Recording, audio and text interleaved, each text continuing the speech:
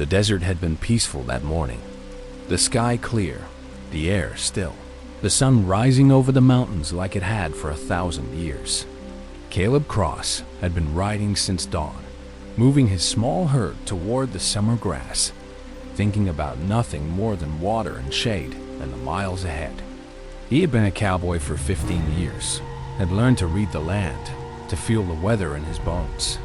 But he had never felt a storm like the one that came for him that afternoon. It rose from the south, a wall of sand and darkness, swallowing the horizon like a hungry thing. His horses scattered, driven wild by the wind and the thunder that rolled across the plain like the hooves of 1,000 riders. Caleb tried to hold them, tried to turn them, but the storm was faster. It hit him like a wall, throwing him from his saddle, burying him in sand and darkness. He crawled, his hands bleeding, his eyes shut against the grit, his lungs burning with each breath. He had no direction, no hope, no idea if he was crawling towards safety or deeper into the desert that wanted to swallow him whole. He found the cave by falling into it. The ground gave way beneath his hands, and he tumbled into darkness, landing hard on stone. The wind screaming above him, the sand falling around him like rain. He lay there for a moment, gasping, his body broken, his mind spinning. Then he heard something that made his blood run cold. Voices, whispers in the darkness.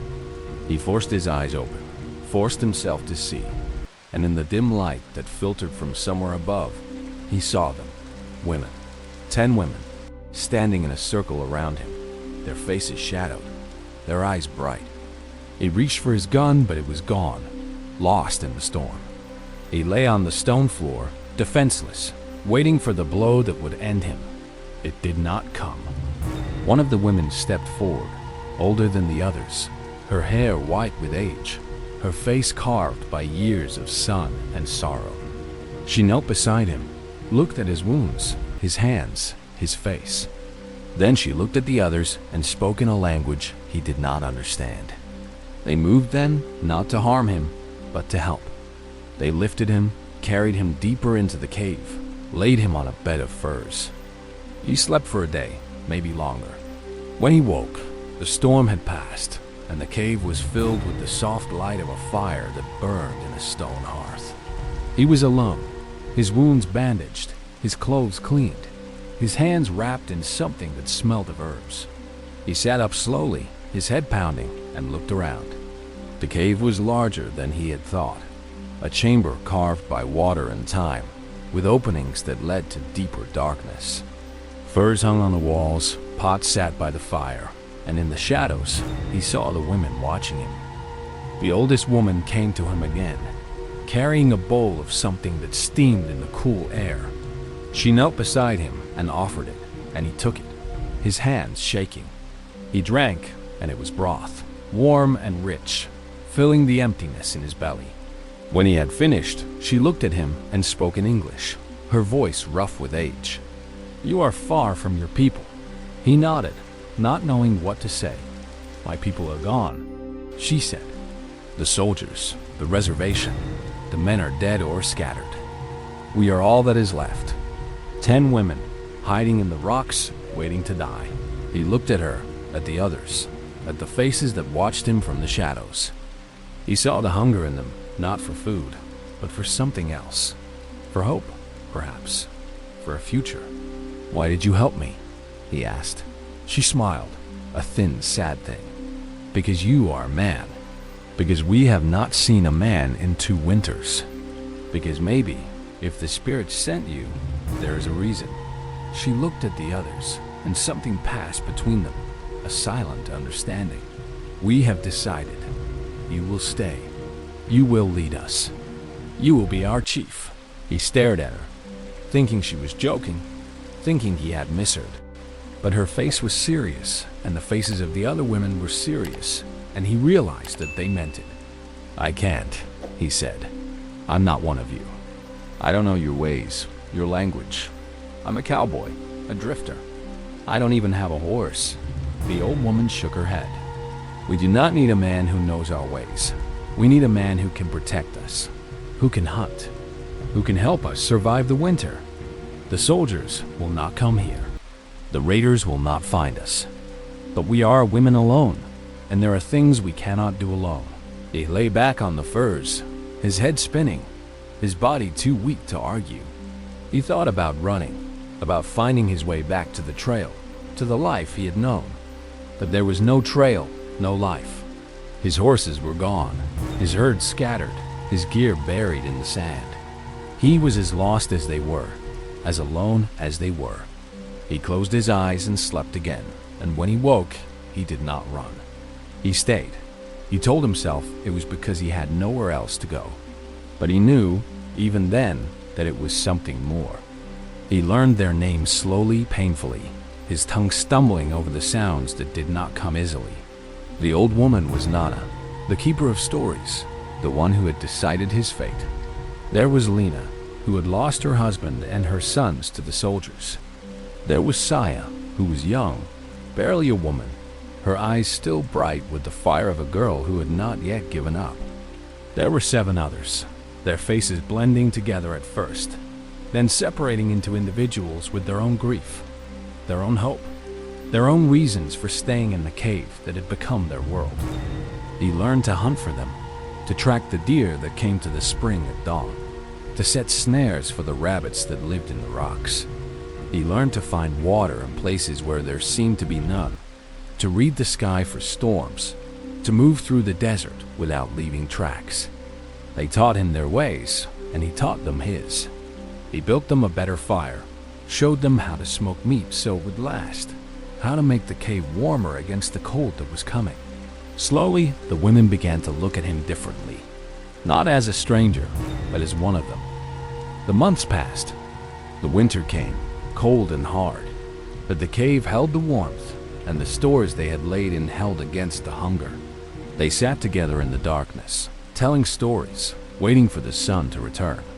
Nana told him the story of her people, the things they had lost, the things they remembered. She told him about the great chiefs, the warriors, the women who had led when there were no men left. She told him about the old ways, the laws, the traditions that had held them together for 1,000 years. He listened and he learned. Spring came, and with it, the raiders. Caleb heard them before he saw them. The sound of horses in the canyon, voices that did not belong. He moved the women deep into the cave, into a chamber he had found months ago, a place where the walls were narrow and the entrance was hidden. He took his rifle and went out to meet them. There were 5 of them, men on horseback, their faces hard, their eyes hungry.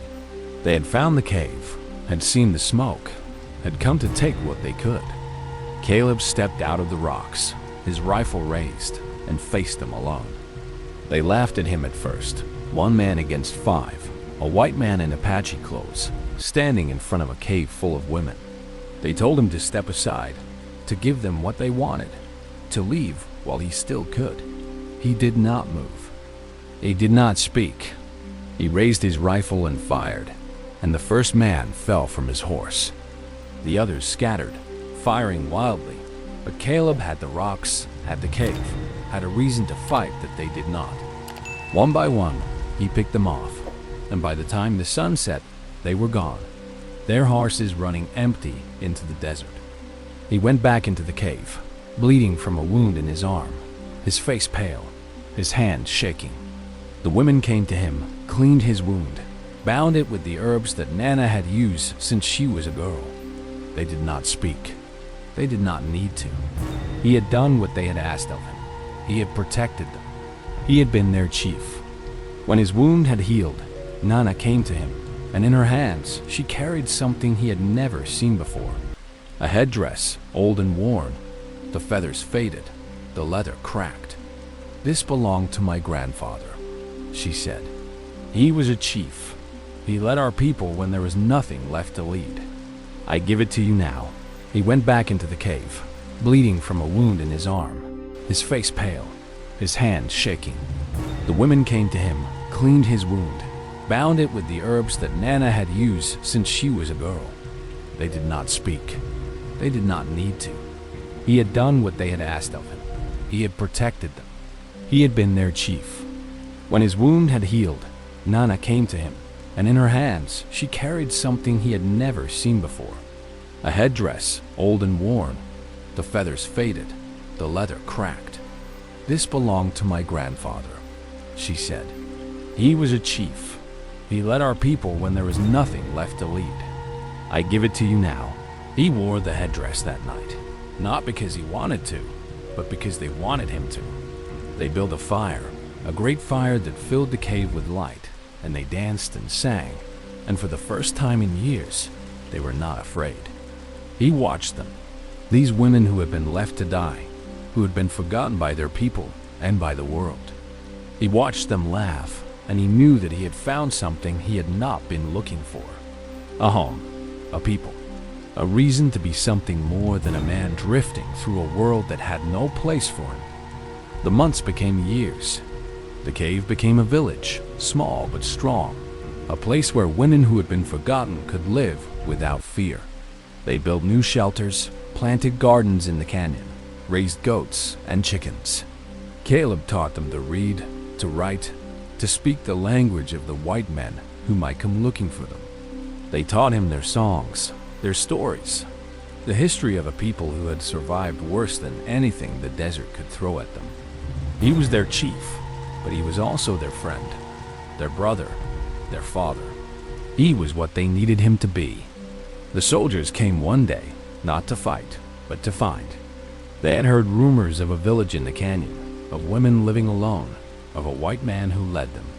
They came with papers and orders, with promises of reservations and rations, with the same words they had used to break so many others.